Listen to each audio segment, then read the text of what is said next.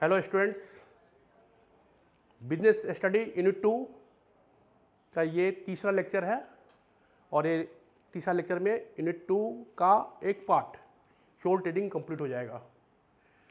इसके अंदर अभी हम लोग बात करेंगे legal position of short trading. Short trading का लीगल पोजीशन क्या होता है, ठीक है। सेकंड डिस्कशन करेंगे servant versus partner in an expanding business. अगर हमारा शॉर्ट ट्रेडिंग बढ़ रहा है तो आपके पास दो ऑप्शंस है कि आप सर्वेंट लेना पसंद करेंगे या फिर पार्टनर लेना पसंद करेंगे। इन दो मुद्दे पे अभी हम लोग डिस्कशन करेंगे इस वीडियो के अंदर में, ठीक है। तो पहला है हमारा legal position of the short trading. Short trading का लीगल पोजीशन क्या होता है, हम लोग इसके फीचर्स और मेरिट्स में देखे थे कि लीगल फॉर्मेलिटीज नहीं होता है। तो लीगल फॉर्मेलिटीज बिजनेस के लिए नहीं किया जाता है, लेकिन बिजनेसमैन का गवर्नमेंट के प्रति कुछ ना कुछ रिस्पॉन्सिबिलिटी होता है। तो वो क्या होता है, इसके बारे में हम लोग यहाँ पे बात करेंगे। तो ये हमारा पहला डिस्कशन हो रहा है, ठीक है। तो शॉर्ट ट्रेडिंग में क्या है, वो कॉन्ट्रैक्ट कर सकता है ना, वो दूसरे से कॉन्ट्रैक्ट नहीं, कॉन्ट्रैक्ट, ठहराव, agreement, able to contract.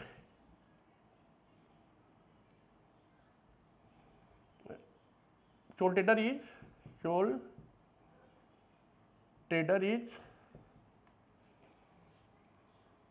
if 18 years above, sole trader if 18 years above, valid to contract,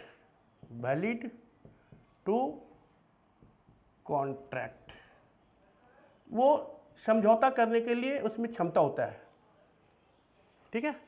अगर सोल ट्रेडर हमारा जो है 18 ईयर से अबव हो, बेस्ट होना चाहिए, साथ ही साथ वो देशद्रोह में नहीं फंसा हो, वो सजा पाया हुआ नहीं हो, वो कोई ऐसा इलीगल वर्क नहीं कर रहा हो, कोई इलीगल बिजनेस नहीं कर रहा हो, तो वो वैलिड टू कॉन्ट्रैक्ट है। ठहराव करने के लिए, एग्रीमेंट करने के लिए, समझौता करने के लिए वो वैलिड है, ठीक है। उसके बाद हो जाता है हमारा अनलिमिटेड लायबिलिटीज,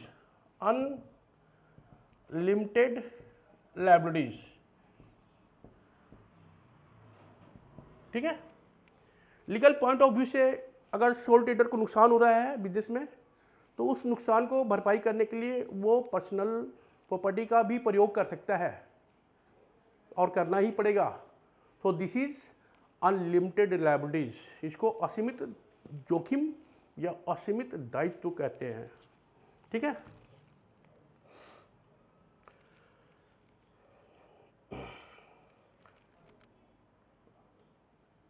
टू वर्क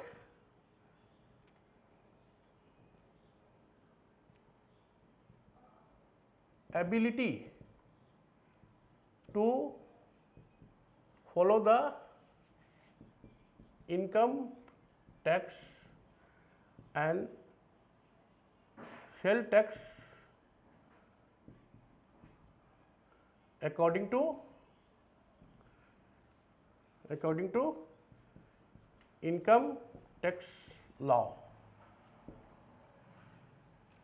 क्योंकि वो व्यस्क है, व्यापार कर रहा है, उसकी आमदनी हो रही है, तो इनकम टैक्स के रूल रेगुलेशन के हिसाब से सेल टैक्स, इनकम टैक्स वगैरह देने के लिए वो भी रिस्पॉन्सिबल होता है, ठीक है।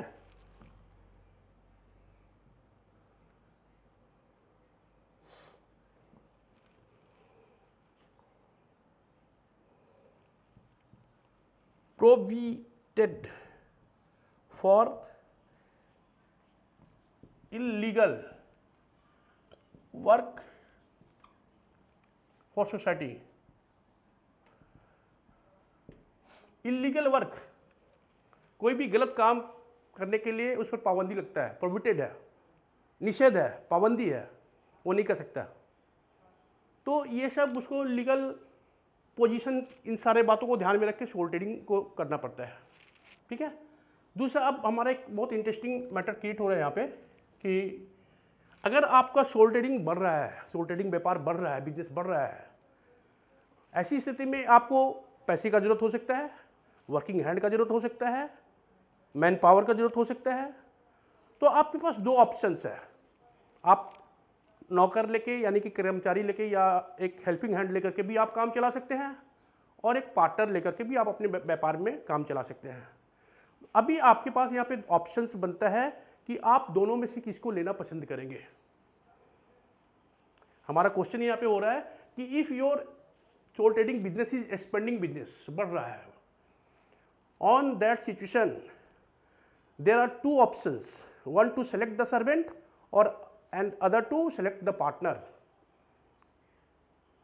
ठीक है, एक सर्वेंट को हमको सेलेक्ट करना है या एक साझेदार को, ये दो ऑप्शंस हमारे पास है हमारा जब व्यापार बढ़ रहा है। तो आप में से कुछ बोलेंगे कि साझेदार लेना चाहिए, आप में से कुछ का ओपिनियन होगा साझेदार नहीं, कर्मचारी या सर्वेंट लेना चाहिए, ये एम्प्लॉय लेना चाहिए। तो दोनों बात सही है, लेकिन उस सही पर जाने के पहले हम लोग को दोनों के मेरिट्स और डिमेरिट्स को कंपैरेटिव स्टडी करना पड़ेगा कि अगर हम एक कर्मचारी लेते हैं तो क्या क्या फ़ायदा होता है और क्या क्या नुकसान होता है, और एक अगर हम साझेदार को लेते हैं तो क्या क्या फ़ायदा होता है और क्या क्या नुकसान होता है।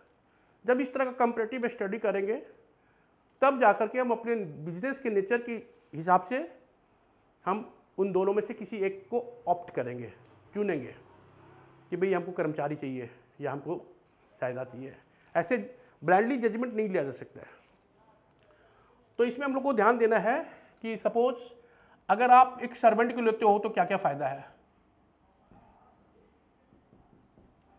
तो इसमें क्या क्या मेरिट्स है। अगर आप एक नौकर को सेलेक्ट करते हो तो इसमें आपको फ़ायदा क्या क्या मिलता है। नंबर वन, आपका जो सेक्रेसी है मेंटेन रहेगा, ओनरशिप मेंटेन रहेगा, आप के ऊपर कोई नया कंट्रोल नहीं होगा, वो सैलरी होल्डर होगा, प्रॉफिट में शेयरिंग नहीं करना पड़ेगा। ये सारा मेरिट्स है अगर आप सर्वेंट को सेलेक्ट करते हैं। Number one,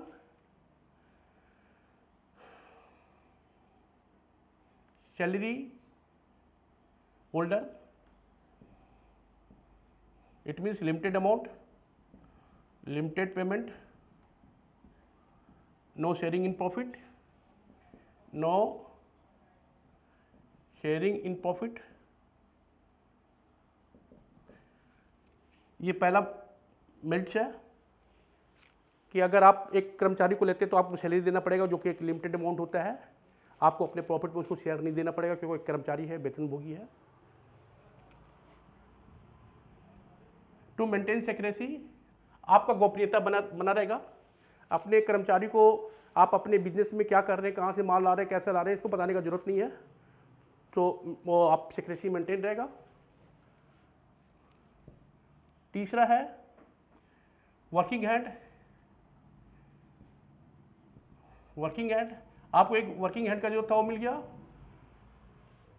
qualified selection of the persons, जो आप कर्मचारी लेंगे बहुत सारे कर्मचारियों में से किसी एक दो चार को आप सेलेक्ट करेंगे, तो उनमें जो ज़्यादा क्वालिफाइड है, जो ज़्यादा एक्सपर्ट है, वर्क स्किल्ड जिसके पास ज़्यादा है उसको आप सेलेक्ट करेंगे। क्वालिफाइड सिलेक्शन ऑफ एम्प्लॉई और सर्वेंट और वर्कर, जो भी आप कह सकते हैं।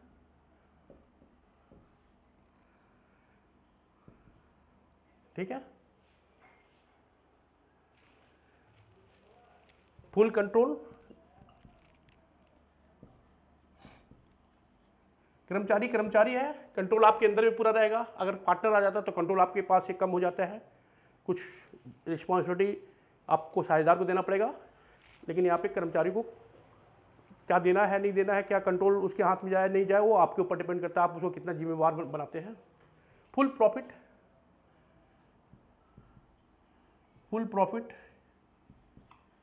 आप पूरा प्रॉफिट भी आप ही लेंगे, प्रॉफिट में उसका कुछ देना नहीं है, वो तो सैलरी होल्डर है। तो इसके अलावा भी और बहुत सारा मेरिट्स इसमें आता है। जो आप एक सर्वेंट लेते हैं तो इसमें डीमेरिट्स भी आता है। डीमेरिट्स क्या आता है, ठीक है, ए फिक्स अमाउंट उसका सैलरी बनता है जो बर्डन हो जाता है। अगर आपका बिजनेस में नुकसान हो गया तो भी आपको सैलरी देना पड़ेगा। उसके बाद है नो इंटरेस्ट वो काम में उतना इंटरेस्ट नहीं लेता जितना अपने काम में ले सकता है। मालिक जितना अपने काम में इंटरेस्ट लेता है उतना इंटरेस्ट वो नहीं ले सकता।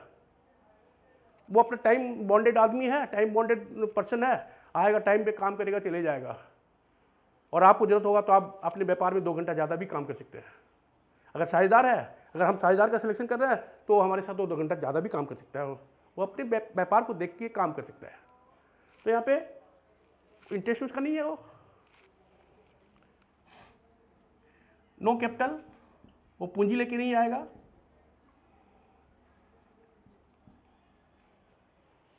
वो पूंजी लेके नहीं आता क्योंकि वो एम्प्लॉई है हमारा। पूंजी नहीं लाना है उसको, प्रॉफिट लेना हो तो एम्प्लॉई है। अगर हमारा व्यापार नुकसान हो जाता है, हमको व्यापार बंद करना, तो दूसरी जगह चले जाएगा और दूसरी जगह काम करेगा वो। ठीक है, तो इस तरह से का डिमेरिट्स भी है। अब ये क्या है कि अगर हम एक सर्वेंट या एम्प्लॉय को सेलेक्ट करते हैं तो ये मेरिट्स है, डिमेरिट्स है। अब है कि यदि हम पार्टनर को सेलेक्ट करते हैं, मान लो कि हम पार्टनर को ले रहे हैं, पार्टनर का सिलेक्शन कर रहे हैं, तो इसका मेरिट्स क्या है? नंबर 1 कि वो कैपिटल लेके आएगा, वर्किंग कैपिटल जितना हमारा रिक्वायरमेंट है। ठीक है, वो ज़्यादा इंटरेस्ट दिखाएगा, मोर इंटरेस्ट इन बिजनेस। ठीक है, नो लॉस इन एब्सेंस। अगर एक व्यापारी, अगर व्यापार साझेदार को लेते हैं तो अगर एक व्यापारी एब्सेंट है तो बिजनेस में कोई लॉस नहीं होता। No absence, no loss in absence, no loss in absence. Distribution of risk, distribution of risk. ठीक है, जो हमारा जोखिम है, जो हमारे बिजनेस में चांसेस ऑफ लॉस है, जब एक साझेदार लेते हैं तो लॉस साझेदारों के बीच में बढ़ता है, तो हमारा जो रिस्क है वो डिस्ट्रीब्यूट हो जाता है। ठीक है, distribution of burdens, distribution of workload, distribution of burden या वर्कलोड। जो हमारे पर काम का भार है वो भी बढ़ जाता है, रिस्पॉन्सिबिलिटी बढ़ जाता है। ठीक है, तो these are the merits when we select a partner. इसका डिमेरिट्स भी है, इसका डिमेरिट्स भी है। डिमेरिट्स क्या है? Distribution of profit, distribution of profit या शेयरिंग ऑफ प्रॉफिट। इसको आप शेयरिंग ऑफ प्रॉफिट भी बोल सकते हैं। लाभ में शेयरिंग करना, लाभ में विभाजन करना, बंटवारा करना। जब साझेदार आएगा तो उसको लाभ देना पड़ेगा as per term and conditions, as per agreement. Next है नो सेक्रेसी। अब सेक्रेसी जो हम मेंटेन करके रखे हो हमारे व्यापार में, वो सेक्रेसी खत्म हो जाएगा।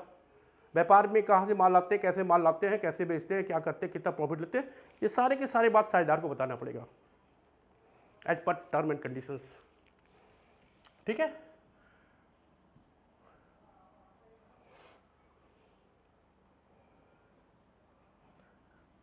Chances of dispute, more chances of disputes. विवाद होने का ज़्यादा चांस। पहले अकेला व्यापारी था तो विवाद होने का कोई चांस नहीं था, 0 चांसेस ऑफ डिस्प्यूट्स। लेकिन अगर साझेदार आ जाता है, किसी बात पे मतभेद हो जाता है तो आपस में उनके बीच में डिस्प्यूट हो जाता है, जो कि बिजनेस में नुकसानदेह होता है। ठीक है,